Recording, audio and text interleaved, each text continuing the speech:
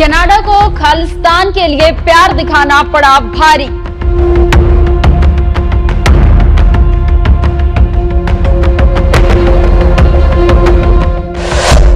भारत सरकार ने कनाडा के खिलाफ लिया तगड़ा एक्शन।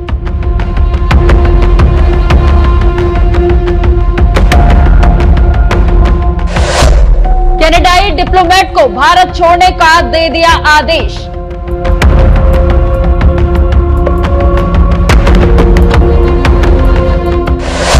भारत के फैसले की कुमार विश्वास ने की जमकर तारीफ।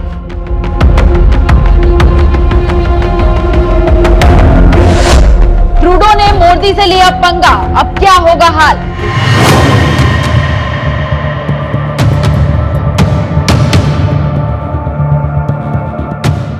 खालिस्तानी आतंकवादी निज्जर के मरने के बाद भारत और कनाडा के बीच तल्खियां बढ़ती जा रही है। कनाडा पीएम का खालिस्तानी प्रेम खत्म होने का नाम ही नहीं ले रहा है। मौका G20 का हो या फिर किसी दूसरे कार्यक्रम का, ट्रूडो ने हमेशा खालिस्तानियों का समर्थन किया है।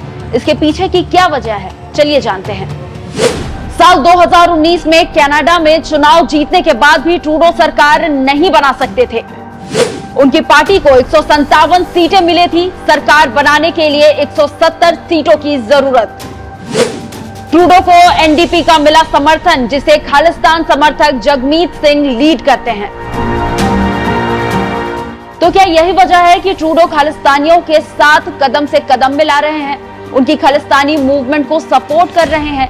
क्योंकि भारत के कई सिख समुदाय के लोग कनाडा के निवासी हैं। सिर्फ बिजनेस ही नहीं, पॉलिटिक्स में भी कनाडा के भारतीयों का अहम योगदान है। ट्रूडो बहुत अच्छे से जानते हैं कि अगर वो खालिस्तानियों के खिलाफ बोलते हैं तो उनकी कुर्सी पर आंच आ सकती है। पिछले चुनाव की बात करें तो ट्रूडो को एनडीपी का समर्थन भी मिला था, जिसके बदौलत वो प्रधानमंत्री के पद पर आसीन हो पाए थे। कहते हैं कि खालिस्तानी कनाडा में इतने पॉपुलर है जितने वहां की सरकार भी नहीं है। तो ऐसा कहा जा सकता है कि खालिस्तानियों का विरोध ना करना ट्रूडो की राजनीतिक एजेंडे का हिस्सा है, क्योंकि वहां पनप रहे लगभग 17 लाख खालिस्तानी ट्रूडो के वोट बैंक है।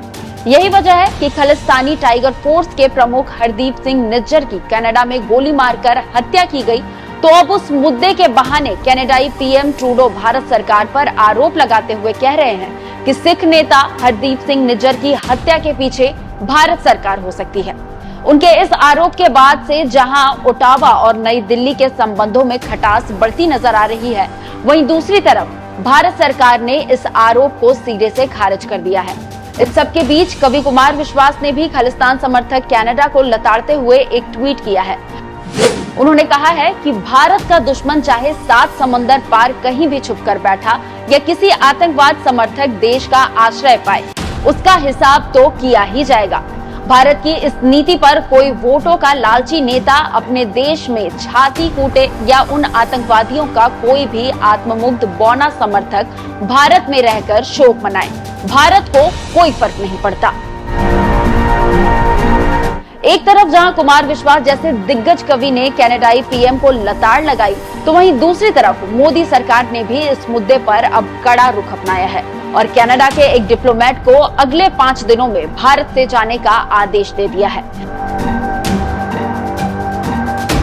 आपको बता दें कि इससे पहले कनाडा ने भारत के एक टॉप डिप्लोमेट को देश से निष्कासित कर दिया था और इसका ऐलान करने के बाद हड़कंप मच गया था। वैसे ये बात किसी से छुपी नहीं है कि कनाडा समेत दुनिया के कई देशों में खालिस्तान समर्थक आतंकवादी लगातार भारत के खिलाफ जहर उगलने का काम कर रहे हैं। हालांकि इन संगठनों पर बैन है, लेकिन इसके बावजूद लोग लगातार भारत विरोधी काम में जुटे हुए हैं। पहले से ही इन्हें ट्रूडो का समर्थन प्राप्त था। कनाडा के प्रधानमंत्री जस्टिन ट्रूडो भारत को समझने में किस कदर चूकते हैं, इसका एक और उदाहरण भी देखने को मिला था G20 के दौरान। जी हाँ, G20 समिट में वो शामिल हुए थे और ट्रूडो ने न केवल अभिव्यक्ति की स्वतंत्रता के नाम पर खालिस्तानियों का साथ दिया था यहाँ पर, बल्कि भारत की राह रोकने के लिए चीन के साथ दोस्ती गांठने में भी वो कभी हिचकते हुए नजर नहीं आते हैं। इसी बीच भारत और कनाडा में तल्खियां बढ़ गई है। दोनों देशों के बीच होने वाले ट्रेड एग्रीमेंट को भी होल्ड कर दिया गया है। अब ऐसे में सवाल ये उठता है कि भारत से रिश्ते खराब करना कनाडा के लिए कितना घातक हो सकता है।